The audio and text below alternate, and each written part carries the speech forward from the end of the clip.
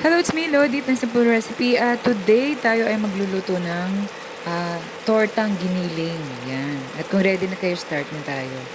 Okay, sa isang pan, i-fry lang natin yung hotdog na hiniwa. At pagkatapos, ilagay din natin yung patatas at saka yung carrots. Yan. Ang purpose nito ay para hindi siya madaling madurog. Yan. Kaya pinafry ko muna. At syempre, at kapag okay na, alisin na rin natin. Set aside lang. At pagkatapos niyan, igisa natin yung bawang.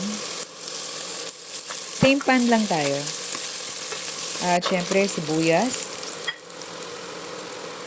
At halu-haluin lang natin para pantay siyang maluto.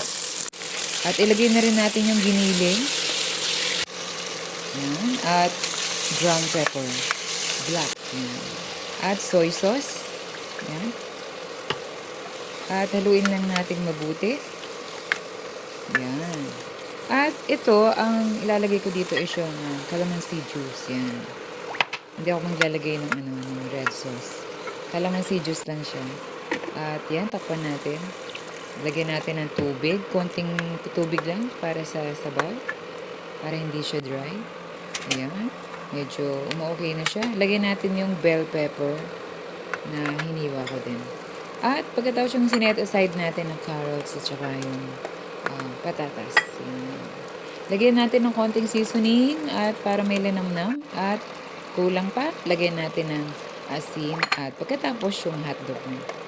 Yan. Almost done na tayo.